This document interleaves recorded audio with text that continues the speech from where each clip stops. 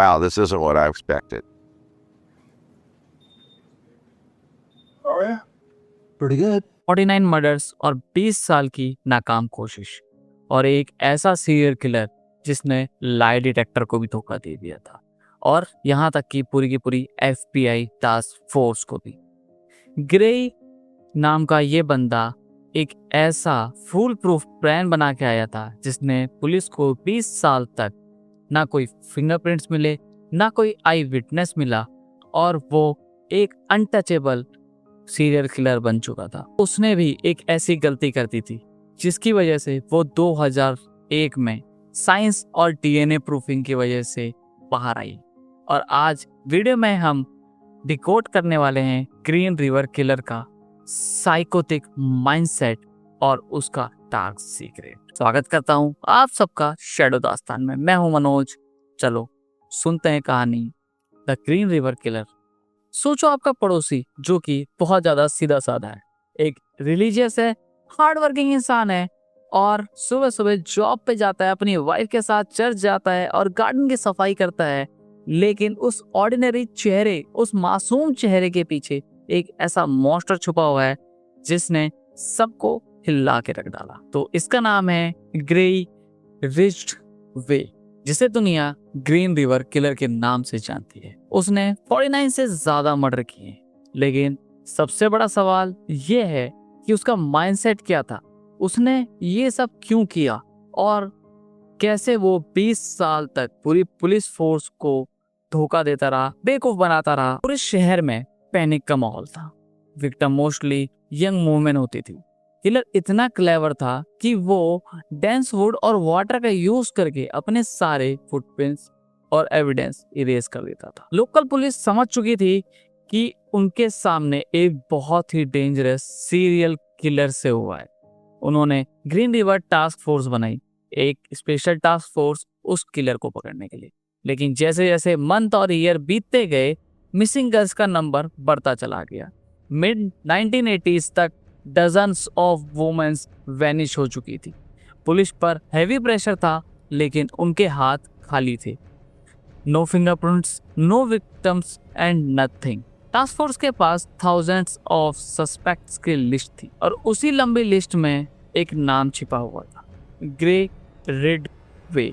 इसने ग्रे से पूछताछ करी क्योंकि उस लोकेशन पे वो बहुत ज्यादा देखा जाता था जहाँ से लड़कियां गायब हुई। ये एक ऐसा साल था जहाँ पे शायद पुलिस उसको पकड़ ही लेती और पुलिस ने उससे पूछताछ करी। उसके पास शक हुआ और उसका थूक का सैंपल भी लिया गया, सलाइवा का सैंपल। लेकिन 80s की टेक्नोलॉजी इतनी एडवांस नहीं थी कि उस सैंपल से कुछ प्रूफ किया जा सके।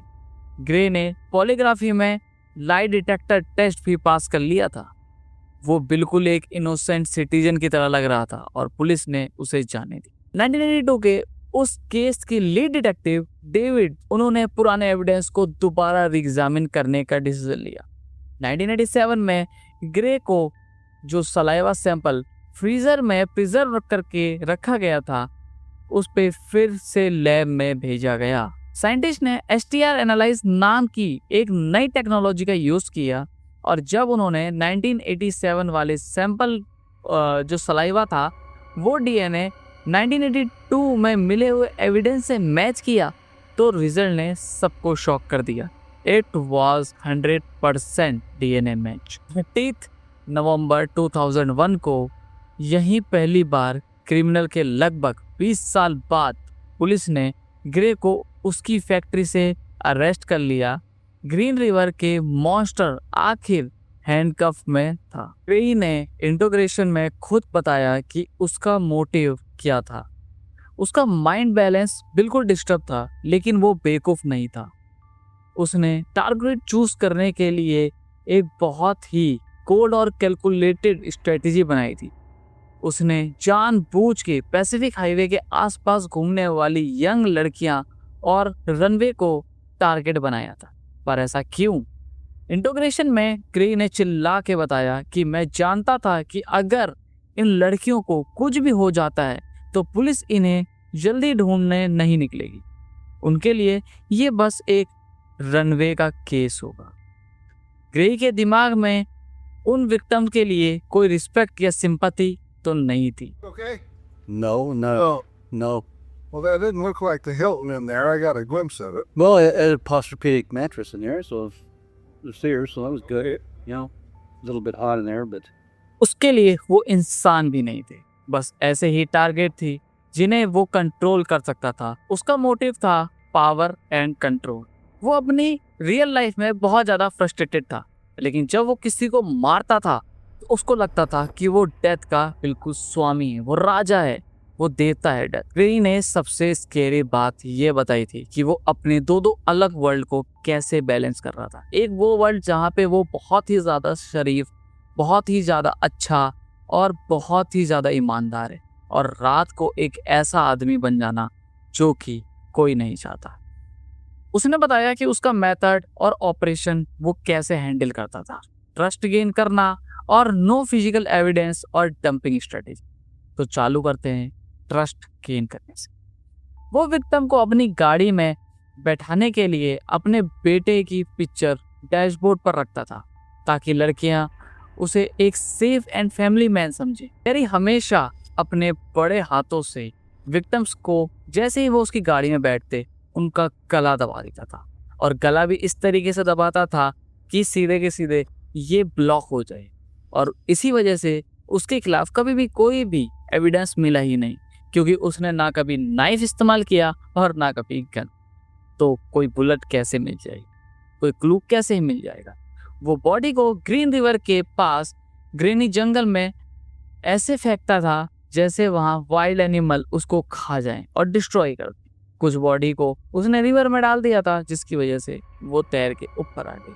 उसने पुलिस को कंफ्यूज करने के लिए अलग अलग लोकेशन पे विक्टिम के पर्सनल आइटम, ज्वेलरी, पर्स फेंकने चालू कर दिए थे, और 20 साल तक वो ऐसे ही बसता रहा, और पुलिस को कोई भी प्रूफ नहीं मिला कि आखिर ये कोई कर कौन रहा है। जब 2001 में डीएनए प्रूफिंग की वजह से ग्रेसी को पकड़ा गया, तो प्रोस्टिट्यूट ने उसे एक ऑप्शन दिया डेथ पेनल्टी से बचने का और उसे अपना हर एक क्राइम डिटेल में कन्फेस करने का। और तब दुनिया ने देखा कि ग्रेसी का असली रूप असल में है क्या। इंटोग्रेशन रूम में वो बिना किसी इमोशन के, बिना किसी पछतावे के बैठा हुआ था। ऐसा लग रहा था जैसे वो किसी को मारने की नहीं बल्कि ग्रोसरी की लिस्ट पढ़ रहा हो। वो ऐसे नामों को पढ़ रहा था कि मैंने इनको मारा है, उसके लिए वो बहुत ज्यादा आसान था। डिटेक्टिव ने पूछा, तुमने कितनी लड़कियों को मारा है? ग्रेसी ने कोल्ड वॉइस में रिप्लाई दिया, मुझे एग्जैक्ट काउंट याद नहीं है। what you're getting is what you're gonna get, and that's all you can get because I don't remember. मैंने 60 से 70 तक काउंट करना छोड़ दिया था। सोचो, एक ऐसा किलर जिसको ये तक याद नहीं है कि उसने असल में कितने लोगों को मारा है। उसने बताया कि मर्डर करने के बाद वो रोज मर्रा की तरह घर आ जाता था, अपनी वाइफ के साथ डिनर करता था और गहरी नींद में सोता था। उसे ना तो कोई नाइटमेयर आता था और ना ही उसे कोई डर था। ह्यूमन लाइफ उसके सामने बिल्कुल जीरो वैल्यू थी। उसका एक ही रिग्रेट था कि वो पकड़ा गया। उसका कहना था कि मैं मारता रहा क्योंकि मुझे लगा कि मैं कभी भी पकड़ा नहीं जाऊं। Killing is my passion, become my addiction. सोचो, एक ऐसा किलर जो इसको पैशन बता रहा हो, कितना डेंजर होगा कि अगर आपके भी नेबर में कोई ऐसा रहने आ जाए जो कि अपने किलिंग को अपना पैशन बताने लग जाए। ग्रेई का केस साइकोलॉजी के स्टूडेंट और क्रिमिनोलॉजिस्ट के लिए एक स्टडी मटेरियल बन चुका है। यह दिखाता है कि कैसे एक एक्सट्रीम नॉर्मली लुकिंग इंसान के अंदर एक साइको मॉन्स्टर छुपा हो सकता है। उसने सोचा था कि उसके ब्रेन और कैलकुलेटेड प्लान उसे हमेशा बचा लेंगे, लेकिन मॉडर्न साइंस और फॉरेंसिक डीएनए टेक्नोलॉजी ने उसे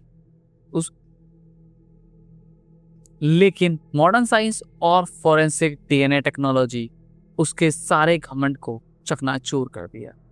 आपको क्या लगता है, क्या ऐसा साइकोलॉजी वाला क्रिमिनल को समझना पॉसिबल है या नहीं? कमेंट सेक्शन में जरूर बताना, और ये जरूर याद रखना कि ग्रेई को पकड़ने में पूरे के पूरे 20 साल लग गए थे।